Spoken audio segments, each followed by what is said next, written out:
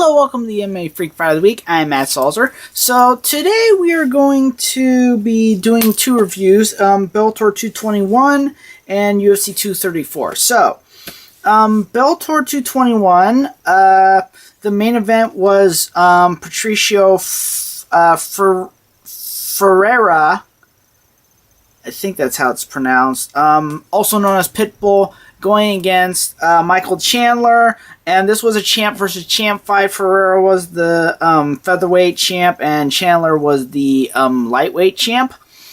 And he actually knocked out, Ferreira knocked out Chandler in the first round. So he is one of two champs in Bellator right now. The other one being Ryan Bader, the light heavyweight and heavyweight champion.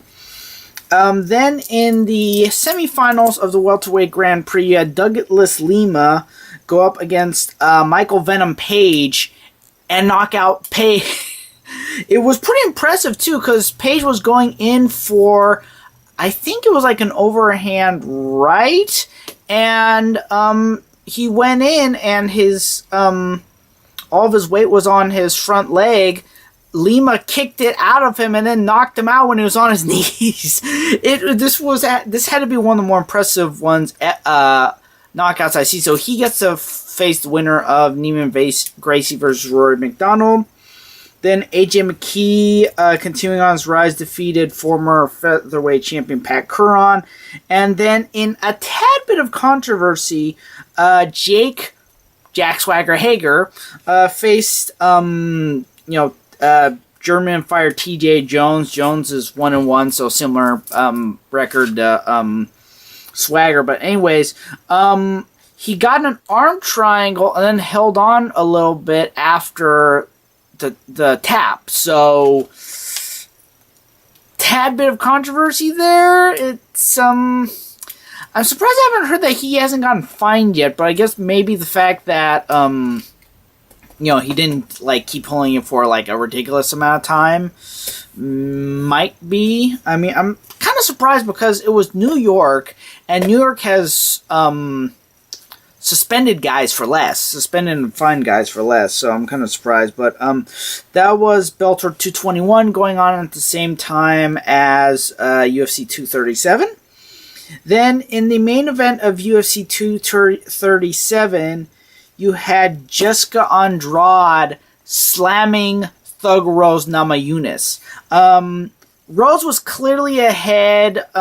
She clearly won the first round. The second round, she was leaning. This was not the first time, though, that Andrade tried to slam Rose.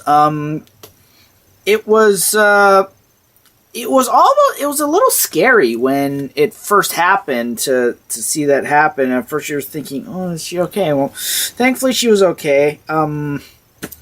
But certainly puts an interesting spin on the heavyweight, or the women's strawweight division.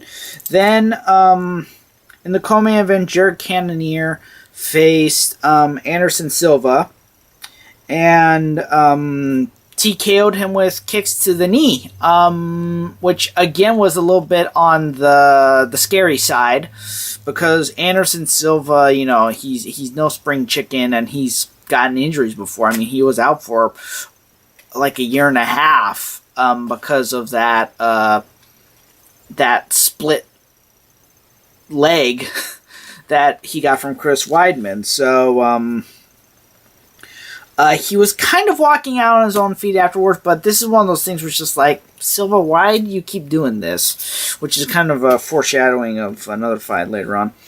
Then Alexander Volkanovski defeated Jose Aldo. He admittedly did control him all 3 rounds. And it's hard to see Jose getting that far. And to be fair, he's not as far gone as, some of the fighters that keep fighting. He's still definitely a threat. He was ranked the #1 contender in the UFC rankings. So, it's kind of unfortunate to see him go down that far. I think he's going to run out his contract, and then he's said that he's looking to retire. Then, in the... no, that is not the first fight of the preliminary card.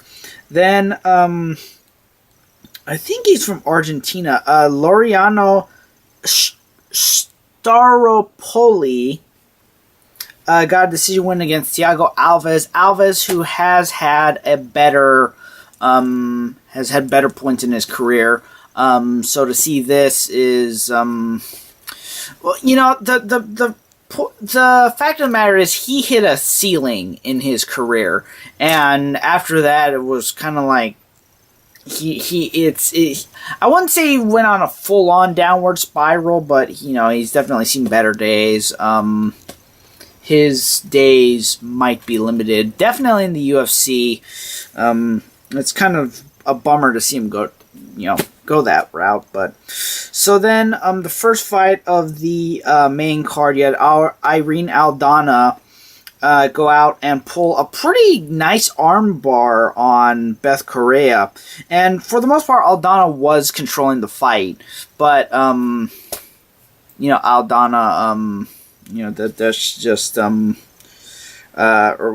Correa. It's just that's another one of the situations. It's kind of like, well, it was another thing where she again also kind of hit a ceiling in her career and hasn't really recovered since then. So yeah, that was that. Then I'm gonna go over some other. I'm gonna go over some of the preliminary card. Ryan Spann knocked out Little Nog. I mean, what else can you say about this? I think he was the favorite, to be honest. Little Nog was, anyways.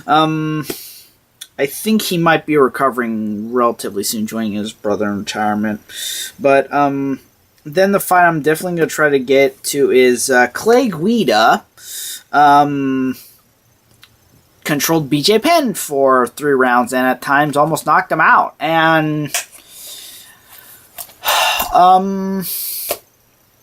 I think I think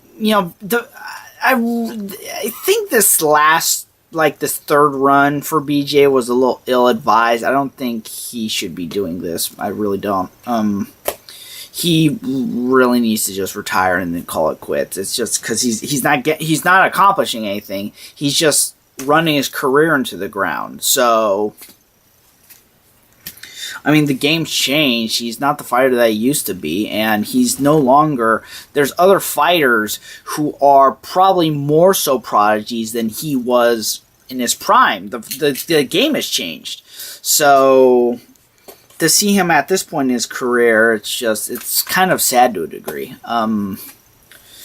But we'll see what happens. But he probably should hang up his gloves. So the next one is UFC Fight Night. I believe it's Kevin. Kevin Lee versus Rafael Dos Anjos. So we'll see what happens at that next UFC Fight Night. And so yeah, that's it. Be sure to like, share, and subscribe. Check out MMA-freak.com for exclusive content. Also be looking out for Edson Valenzuela's podcast. I will be joining him. We're expected to start up in June, and we will see where that goes from there. So yeah, like, share, and subscribe. At Matthew Salzer is my personal Twitter and my Instagram. At MMA Freakout is our Twitter. Be sure to check it out, MMA-freak.com for exclusive content. I will see you next time.